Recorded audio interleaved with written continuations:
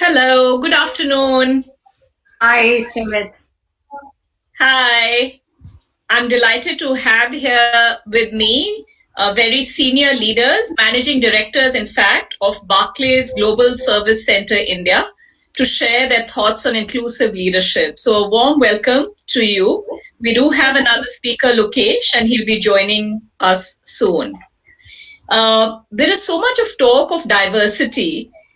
Increasingly, however, people are also saying diversity may be necessary but not sufficient because there's no point having a diverse set of employees if they don't feel respected, if they don't feel included, if they can't share their thoughts, voice their opinions, and if they can't really bring their true, authentic selves to work. And so a lot of talk now is not just diversity, but inclusion. And that's the topic of our discussion on what is inclusive leadership. So, with that, I would request each of you to talk a little bit about your career journey and also your thoughts on inclusive leadership, what it means for you, and how have you brought it to life in the roles that you play at Barclays. So, maybe over to you, Latha, if you want to go first. Thank you very much, Sumit. Lovely being on this event in this forum and panel. I started, as you know, I started way back in here about 25 plus years ago at Citi, and I was with Citi for the longest, for about 25 years with Citi in various roles, starting in India and then moving to Singapore and thereafter to London. And Citi gave me all those opportunities being a woman. I'd like to talk through that sometime, during this hour.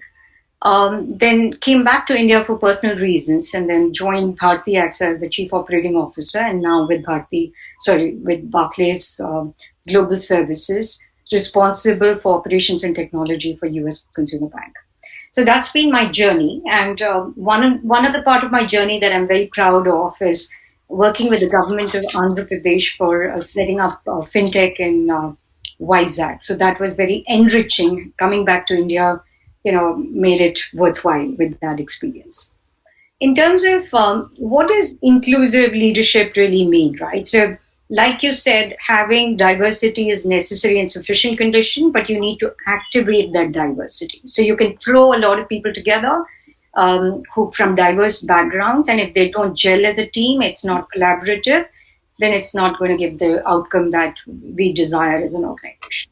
So really, how do we, as leaders, facilitate that collaboration and cohesiveness of the team is to me how I define inclusive leadership.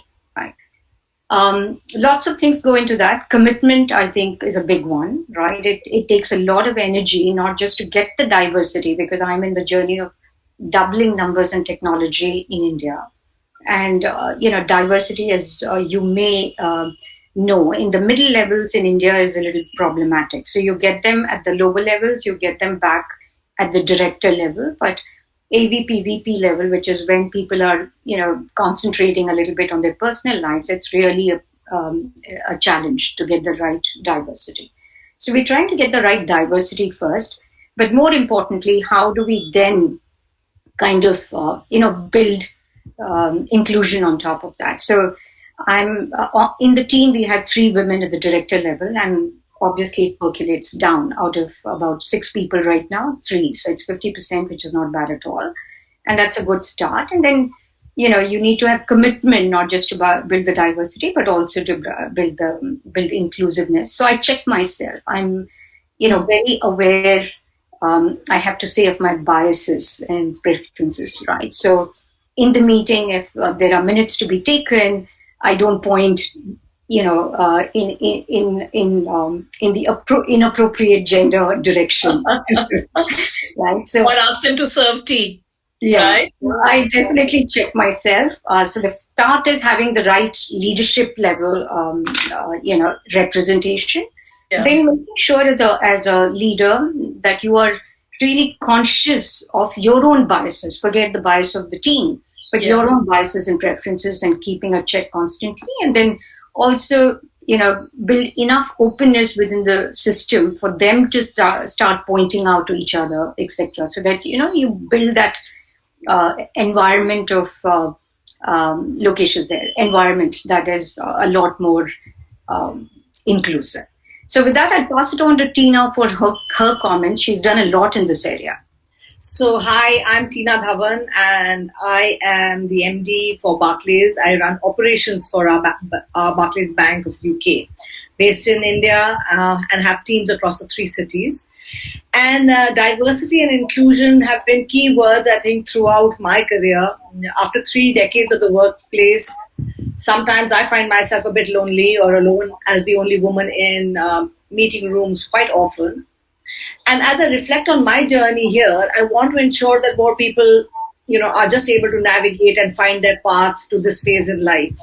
And at times it was a little difficult, so we will spend some time reflecting on that. So today with Barclays, what I do in my real life is encourage women to take on roles that they aren't very comfortable.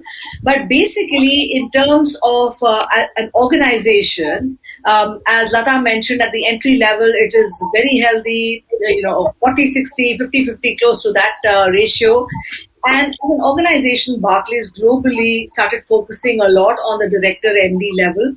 I think we are very happy with the progress we've made.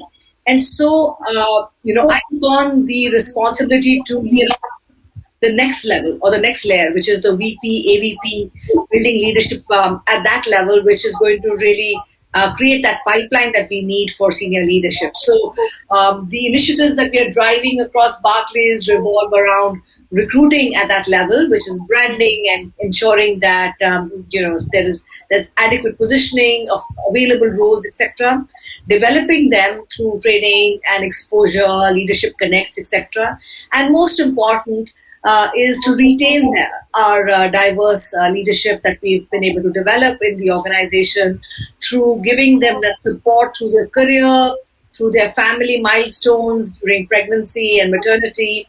Availability of creche facilities, and also at various stages in life where you become a caregiver. I think women play an important role in at various stages in all our lives. And I think as a corporate and as it is important for us to sponsor them and support them through their career. So that's my short introduction and to share with you what diversity means to me. Thanks, Tina. Hi, Lokesh. Welcome. We were just going around and getting thoughts on what inclusive leadership means for you and how do you bring it to life with the teams that you lead.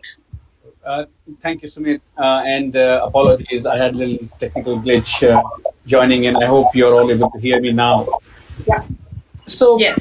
to me, see, diversity is where we are trying to hire and get people in the organization from different, let's say, walks of life. A big focus here at Barclays has been gender, but LGBT and people who have some sort of disabilities and encouraging them to come in as well has been important as well. Now, while diversity is one aspect, inclusivity is an equally important aspect. And the way I try to explain this is, I think some of you may have seen a picture where there are 3 people of different heights and they're trying to watch a game over a wall, right? Now, we can get these 3 different types of individuals in the organization and say, hey, I have done my diversity bit because, but we have not given them the opportunity to be able to rise and be able to see the game over the fence, right? So, inclusivity is an important aspect to make sure that the diverse populations that we have hired in the organization, they then feel comfortable. They feel that they can bring themselves to work and be happy and feel welcome. So that's my perspective on diversity and inclusion.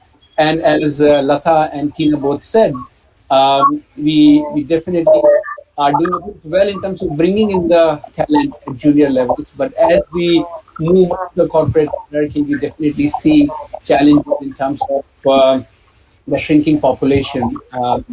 So doing something about it, making sure that we get AVPs, as we call assistant vice presidents and vice presidents and director level and MD level women representation is an important part of what I am included with in terms of various initiatives this year.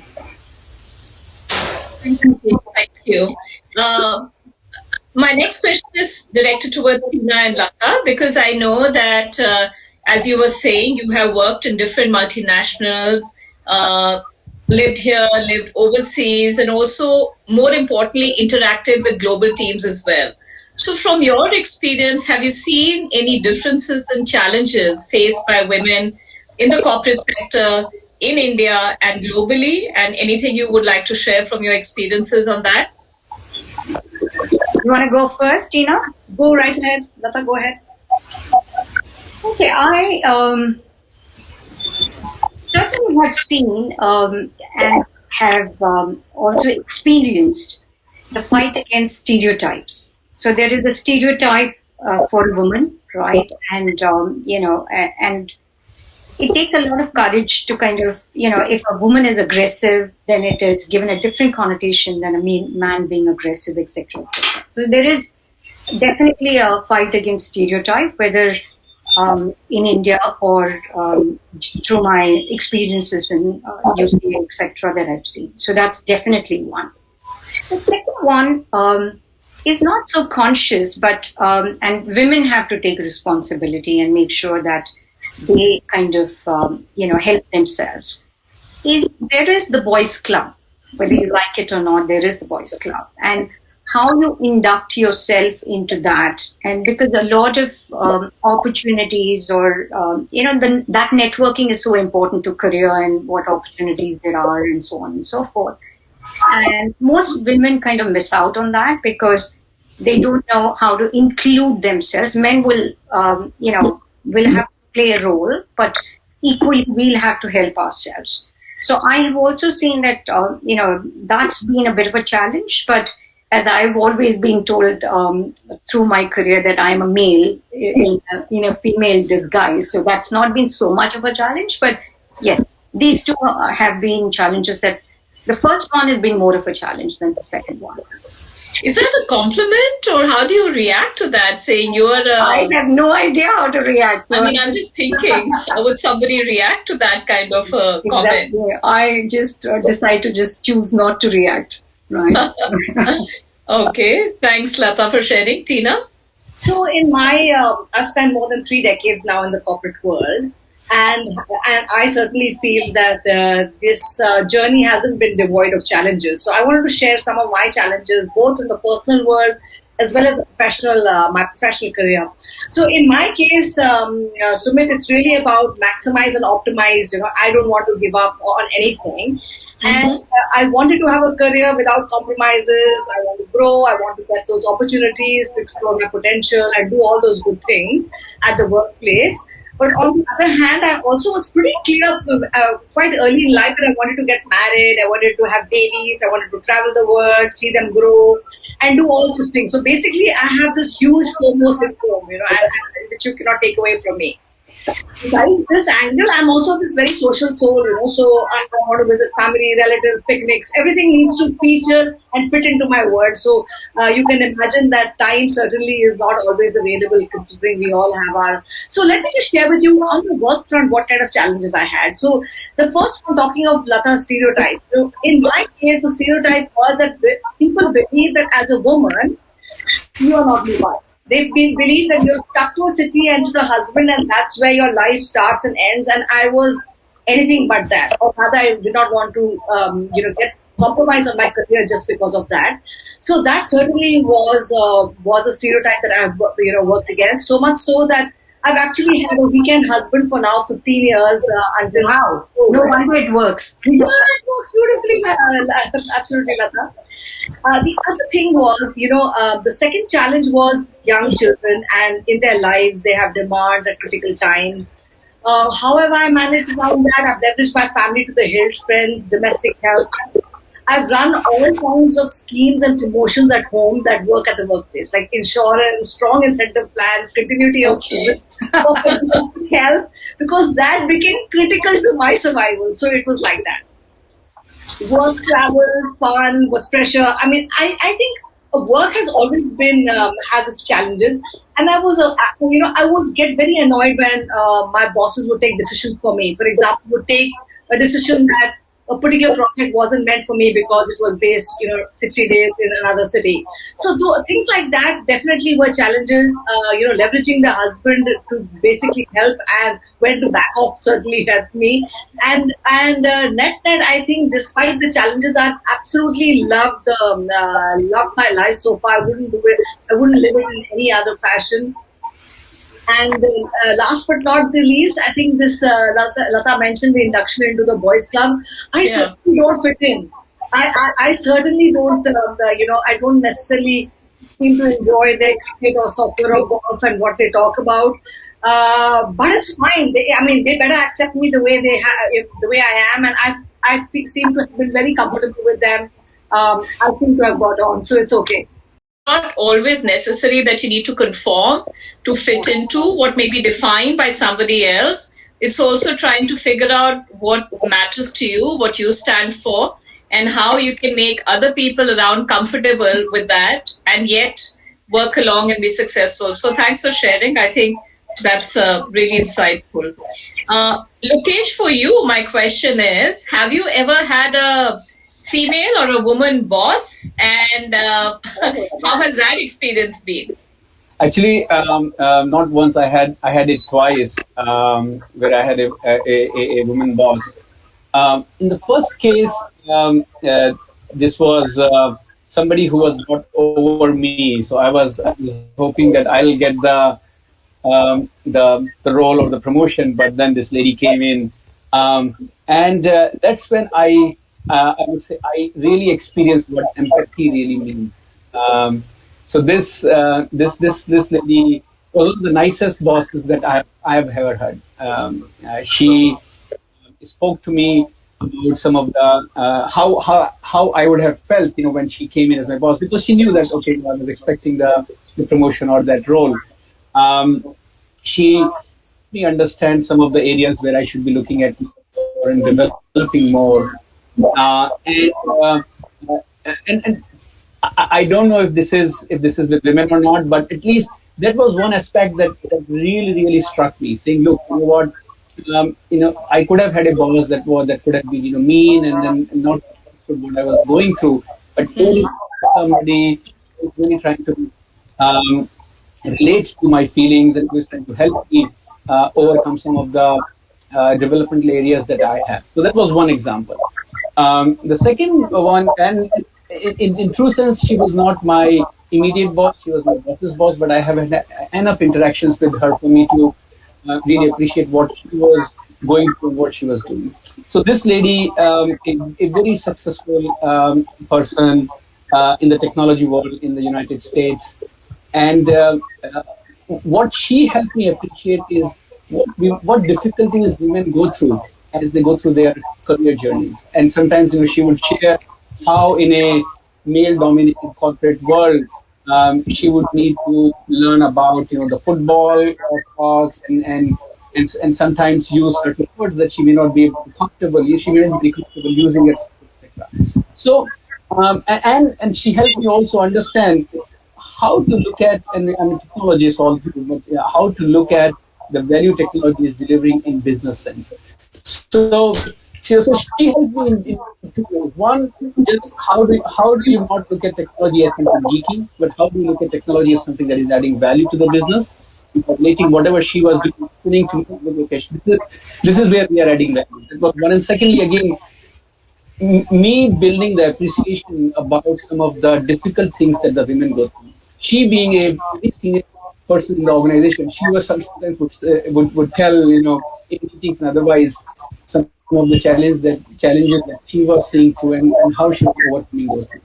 So I've had these two, cases where I interacted a lot with women bosses, and in both the instances, there was always something that I learned and became a better self, based on my interactions. Thanks, Lokesh. Thanks for sharing, because I'm sure there are a lot of people in the audience who would gain from those insights.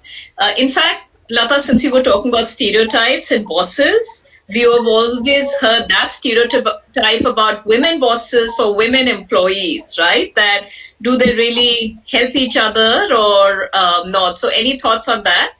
In fact, the only 2 times I've had really significant uplift in my career are the times I worked for a woman. Really? So, you will relate to this, Sumit. You and I were in the same firm at that time. I left India as an AVP, right? So when I went to Singapore, right, the very first year, this lady Nina Agwas promoted me, which is, in terms of space, it was not even a year or something. That was very gutsy, right? So Yeah. Nina, I have very high regard for. And the second time that I had a significant uplift in my career was when I was heading the digital portfolio in EMEA. Michelle Peluso, who then went to become the CMO for IBM, and now she's joined some other firm recently. She was amazing support, right? And so the 2 times, and that second time, MD had just come to the consumer bank. So earlier it used to be only in the investment bank and corporate bank. It was never titled for retail bank. She put me in the first lot, which meant a lot to me, right? Wow. So I think these 2 women and they haven't done anything differently. If I think back, as reflecting on when I saw the questions, and I said, what did they do differently? Nothing, but they were there, supportive from the back, right? I mean, I'm sure backstage they did a lot. Sure. But on a day-to-day basis, it was normal interactions. Many of the things that Lokesh talked about, we could discuss many of those things more freely, I guess, right? I could talk about my, if anything happened at work which was not fully in line with what I would have expected, I was more close to them to discuss than a male colleague or male boss. That said, I've had some lovely male bosses too, but these 2 women really made a difference to my life. Thanks, Latha. Thanks for sharing, because it really helps dispel that stereotype that women don't help women. I don't agree with that stereotype, and I completely agree with what you're saying. But it's nice to hear that, because those are the real life stories people need to hear. Tina, from your perspective, anything you want to share on this experience? So couple. One was I took a career break when my son was born, and when I got back, Sumit, I found it very hard to find a job. So I am now my son was 1 year old, and I started looking, and I had more rejection in that time because I was a mother of 2 little toddlers than ever in my life, and I haven't forgotten that. So it is the same person, but nobody was ready to take me on until I met this lady. She was a consultant with the Hyatt in Australia, and she took me in a heartbeat. So she gave me an opportunity to get started without being judgmental. So for me, that was again the biggest turning point at that point in time, when I felt like the doors were closing, to me. So that was one. I mean, it was not a big career move. I was much younger. I was, but I needed to get back into the corporate world, and she opened that door for me. And the second one I would say is that, in the last 2 decades in the ITES industry, I have met a lot of inspiring women. I was working for IBM. I had got a lot of opportunity and push from people who work backstage to make me successful. And I have there's not one person, but many people who I would attribute that success to. And the second piece is people like yourself, Sumit, you, Anju Talwar, all of us have been together through this journey over the last decade and a half.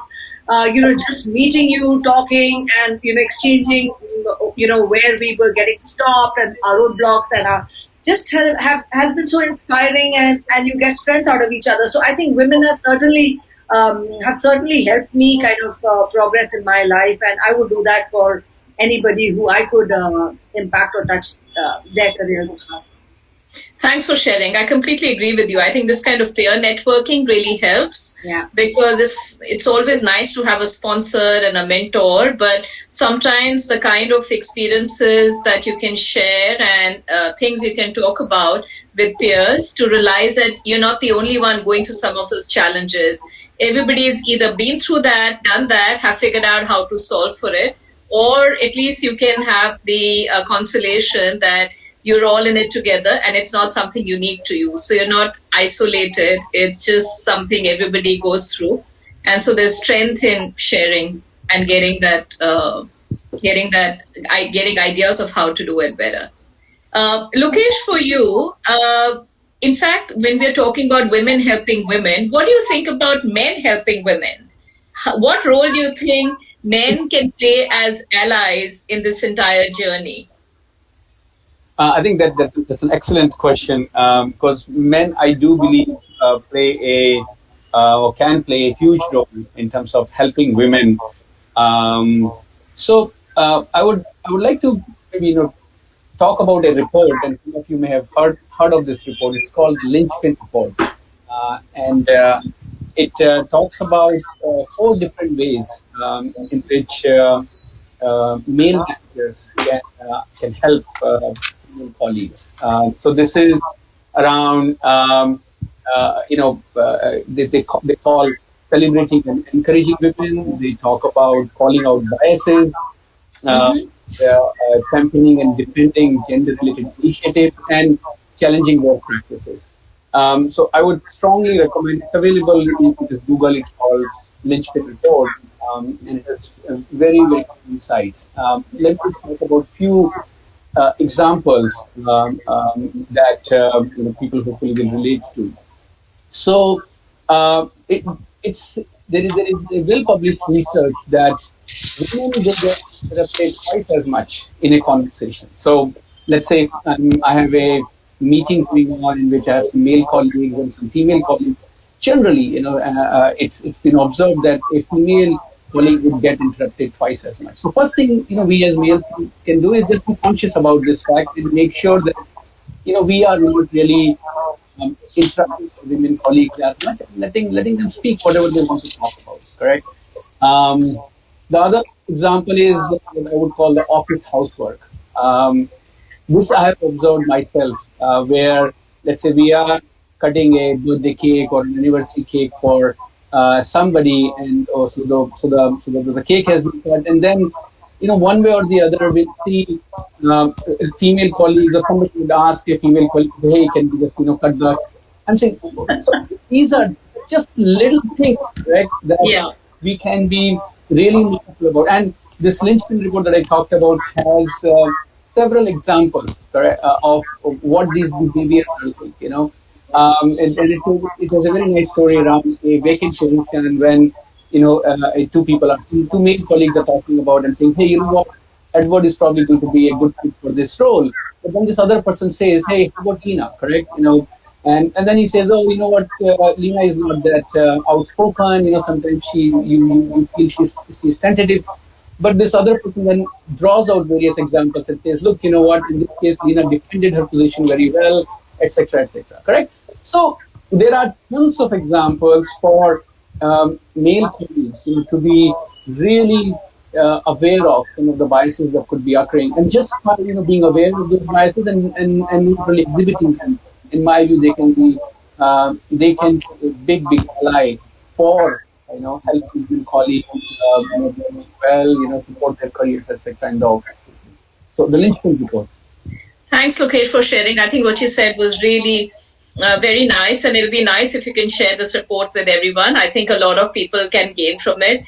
I'm just recalling what Latha was just saying earlier. Sometimes it's the same behavior, but when men do it, it's considered assertive, and when it's women, then it's considered aggressive. So it's just how those biases play in creating some of these impressions and perceptions. It, I think, plays a big role. So it's nice if I think more and more men can become aware of it, talk about it, so some of these stereotypes and biases can go away. So thanks for sharing that.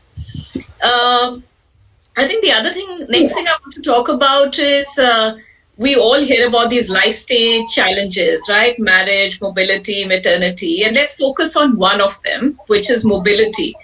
And that really relates to when you have dual careers, when you have your spouses working, partners working. And each of them is ambitious about their career, and suddenly there are opportunities to move to a different location, country, Latha, continents, right, as well. So would be great to just hear from your perspective, how do you manage? I mean, sometimes you hear out of sight, out of mind. Is that the case, or is it distance makes the heart fonder? So would love to hear, Latha, your thoughts. Yeah. So it's a difficult one. When you get opportunities, like the first opportunity where I had to make this decision, the first one was easy. When I went to Singapore, I was single, so it wasn't a difficult one. But when I went to UK, it was my husband didn't have an opportunity, and it was a difficult one. But something that I decided to do, and both of us jointly discussed that. And as luck would have it, he subsequently got something there. Then when I decided to come to India for both personal, I had lost my dad the previous year and I wanted to spend some time. So when I decided to come to India, he actually moved to Singapore. It is tough, but these decisions are tough. It is tough to kind of establish yourself, right? I mean, when I went to UK, London, it was a new place. I had to rent. I had to do stuff on my own. I didn't have any support, right? Because he was in a different country, right? So you do toughen up, right? Because you have to do many things on your own, right? In terms of, but they're great opportunities, right? I mean, you grow as an individual, and if you grow as an individual constantly, and I think you keep the relationship going rather than being the other way around. When you're really not growing and you feel you made sacrifices, etc., I think the relationships kind of. So the fact that I didn't have children helped, because with children it would have been a lot more challenging to do that. In terms of whether it makes you forget the other person, it depends on the life stage, right? Last 5 years that we've been apart, I don't think it has been that much of a challenge, because your life is, you're at a different stage. UK was definitely, London was challenging for that year and a half or two. Getting back together was a big challenge, because then you also personally like your space, right? Right. Yes. But, on balance, I think I wouldn't trade it for anything. These were enriching experiences, many hard days, right? So I still remember, because in India you have all the comfort, right? When I went to Singapore, one of the nights after working, it's so vivid in my mind that I'll never forget. I was waiting for a cab and I couldn't get a cab. I was hungry. It was about 10 p.m. or something. Nowhere to go, right? I mean, you just go back. I mean, you have to fend for yourself. So it's tough in that sense. But yeah, wouldn't trade it for anything. Thanks, Latha, for sharing, because what often happens is we see successful women like yourself, and people forget the challenges, the hardships, and some of those difficult choices you've had to make. And I think while Tina said that she doesn't like to compromise and wants to optimize, but I think sometimes these are really tough decisions. So Tina, let's hear it from you on your perspective on this. Yeah, Sumit, my husband made his first move out of NCR to Mumbai, and at that point in time, I decided to follow. I had very young kids. And schooling was the only thing that was on my mind besides looking for a new job for myself in Mumbai. The good news is that, I landed up with a nice job with IBM and I started. I just thought that was phase 2 of our career. Until we decided to move to Chennai, subsequently in less than 18 months. So I decided to, ask him to move, and I stayed put. I think that was important because the kids needed a little bit of stability from a schooling standpoint. But what we did to make this work was that we ensured that we met every week. So in the process, every Friday evening he would come home, and Monday morning was a 4 a.m. Departure for the airport where you could take off. And I became a great travel agent, by the way, besides being an alternate profession. I can book a ticket, block a seat in a heartbeat. Anyway, but there were challenges, lots of PTAs for the kids alone, sports days alone, I guess. But it has its upside. I managed my career. I mean, I got that stability that I was looking for. The kids managed stability in their school. Our holidays were extra special because they were like, meeting and bonding time for us. So Yes. it was tough when they fell sick. But I mean, I think there is a lot that we gained out of it as well. So I guess it's about maximizing and optimizing what we can in this lifetime that we have. And that's what we've tried to do the best we could out of. Thanks, Tina. Thanks for sharing. So, Lokesh, what do you think? These stereotypes, we say men as breadwinners and women as homemakers, how can this be negated? What can we do about it? So, look, I think there are a couple of aspects to this. See, at workplace, when we see women colleagues, correct, they are already into the corporate world, correct. But if you just see the larger society out there is still a big stereotype in several people's mind within the society. That maybe women shouldn't be working, or at least at certain stage in their life, it's better if they take care of the kids and others, etc.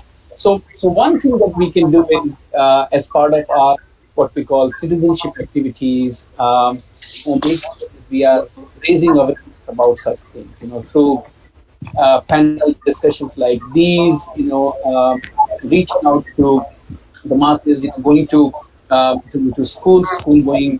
There are programs, at least within the technology field, where you call them girl coders, or you go and talk to the girls that are in, let's say, seventh grade, eighth grade, just to talk to them about what careers are like, what does it mean to be a technologist. So I think more than the work is correct, because when the colleagues that are here, they're already working, right?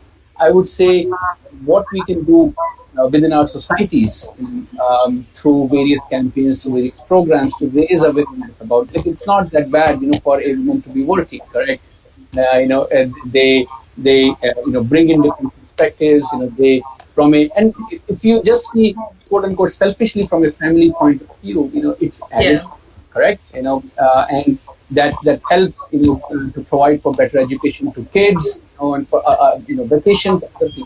So I think there is definitely the aspiration factor for the women, but broadly, in my view, the overall family benefits from this kind of arrangement. So I would rather focus more on the external factors, correct, and than internal, specifically in terms of the raising awareness point of view that we talked about. Yeah. Thanks, Lokesh. Thanks for sharing, because I don't know if you've seen some of these reports which have come out, the World Bank's, which talks between 1990 and 2019 about the labor force participation rate in India. So while, of course, it's fallen for men as well from 84 to 76, but for women, it's actually fallen between these 20 years from 30 to 21%. And that is quite surprising, especially because in between, around 2004 and 5, it had actually gone up to 32%. And so India's this labor force participation rate for women is the worst in South Asia. Even countries like Pakistan and Afghanistan are doing much better and increasing. So I think there's a lot to be done. And to my mind, when I look at it, the fact that half the population is women, why would any economy, country, business lose out on that really valuable asset and resource to get more women in the workforce? And then, of course, as we were discussing, not just at entry level, but at leadership level, to bring about so much more to the businesses and benefits the society, the workforce, and really realize the true potential of women as an asset and as a resource, which is probably very underutilized. To also talk about some of the factors that led to that. Does it talk about that? It does. There is some amount of, education, the fact that people are spending more time on education. That could be. Other factors are around cultural, the fact how the society expectations of the roles that women have to play. But I think there's a lot more that all of us being in the corporate sector can help and support in our own little ways. And I guess that's where so much of emphasis on inclusion, diversity, and increasing women participation in the workforce. One of the things I wanted to ask Latha, I know looking at your CV, you're a chartered accountant, and here you are as an MD for operations and technology. So, is it even possible for somebody with a non-technical, non-engineering background to take such a leadership role in a technology role? So, would love to hear your thoughts on that. First, I have to thank my, all the experience I got at City, right? City, as you know, right? Whatever you started, whatever your training and education was, I started in finance, but quite quickly went on to operations and some front office jobs. You know that, right? So, that gives you the opportunity, not just across geographies, but also across functions. So that is, every second year, third year in City, if you didn't change your job, you were a loser. Right, that was the tagging. Right, so we constantly moved functions, and I think that was the grounding. In terms of technology, more recently, I've been, I got initiated into technology in 2000 when I took the digital job by virtue of while I was from the on the program side, but by virtue of the fact that you're doing digital, you're intrinsically connected with technology. Personally, my husband is, a technologist, and he spent the longest in technology, and our entire social circle is full of technology geeks. So that also helped.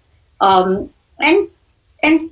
third factor is, everybody is reskilling these days, right? So even when you're a technologist, you possibly know legacy, and then today everything is emerging so quickly that you have, so the constant learning, if one feels that one can do that constant learning, I think any discipline one can move to. So these three factors are, I think, a combination of being surrounded by technologists, having the curiosity to learn. And the third thing that I do is I have a advisory group, so to say, right? So I have a lot of peers that I worked with in the past. One of them was my counterpart who did technology when I did digital in 2000.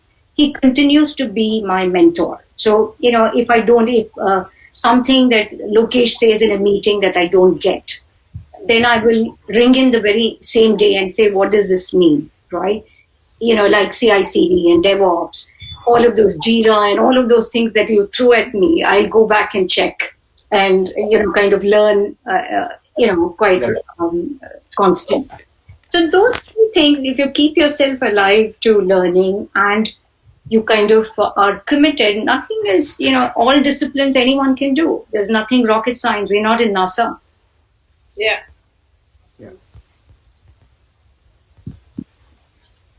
Sorry for some of those technical glitches. Sorry. No worries.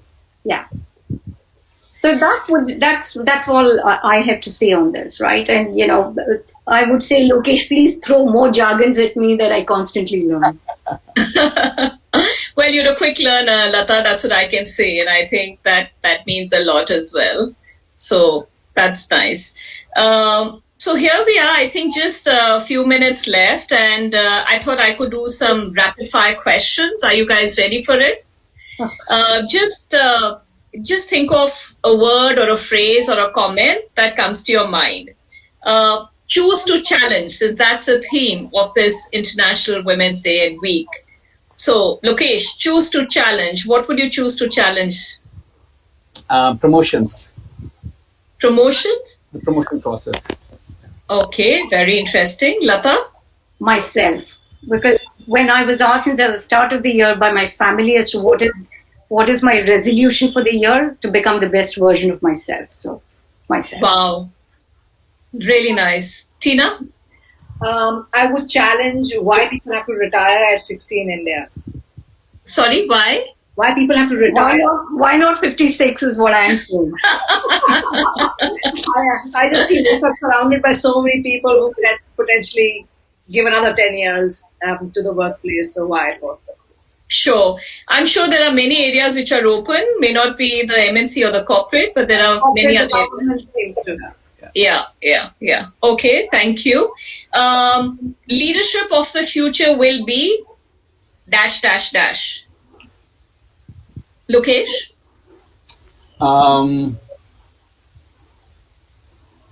I think that the leadership of the future will be driven largely, by people who understand the value technology can bring to the business. Not just being a geeky kind of self, but just relating, technology to the business value that it is delivering. So I think that's what it will be. Thanks, Latha. I think there will be no concept of leadership at some point, right? It'll be, everyone working together, and they will, and possibly someone bringing it together, right? So I think that all the servant leadership and top down, all of that, somewhere will become a group of people working together. Nice. No hierarchies, right? Squads and cohorts. Yeah. All right, Tina? So leadership would actually be a group of people who can unleash the power of technology and analytics, and definitely the power of platforms. Okay, thank you. And what about your advice for aspiring women in the technology space? What are some key messages you want to leave them with? Lokesh? So a few things I would say is speak up. Do not assume that things can't be changed. There is a lot of support available. The other thing I would say is it's okay for you to ask for something. Sometimes women feel that, and just by doing their own self-evaluation, they feel that, okay, there is still like 20% left for them to achieve before they can ask for something. So that's not the case. They should feel absolutely comfortable. If they feel that a role or a job is there for them, just put up your hand and say, hey, how about me? Would you consider me for this particular role, correct? And thirdly, I would say, find out a good mentor, somebody who you can talk to. It could be male, it could be a female, and just share your challenges, your issues with them, and get some advice. So those are the few things I would say. Thank you. Thanks. Latha? In addition to all Lokesh said, I think be unapologetically ambitious. We are very coy, and we are we do when because of the tags that get attached or whatever, that we are a little coy about being ambitious, and to your point about asking for what we want, and we always underestimate ourselves. A guy will have such level of confidence in, he'll be far away from the next promotion, but will start thinking about it today, right? So I would just say, be ambitious and don't be coy about it. Thank you. Be ambitious, don't be coy about it. Tina? So I would say to all women, technology, non-technology, basically network, brag about your successes, share your accomplishments. Somebody may miss out on opportunity to have you on their team if you don't share what you're good at. Allow yourself to stretch. You don't have to be a master of everything. If you don't have a particular skill, equip yourself with a member in your team with that skill. And last but not the least, enjoy the journey. It's not the destination that gives you the most happiness. Enjoy every day. It's your time, it's your life, and every day is special. You live only once, right? So live for today. Absolutely. Thank you so much, Lokesh, Tina, Latha. Really appreciated all your insights. This was really enjoyable, and I hope your teams were also listening into it to get all the insights of how they can become better leaders and how you are there to help and support them. So thank you very much for being here. Lovely. Have a great evening ahead. Bye-bye. Thank you. Very much Bye. for being us here today. Bye.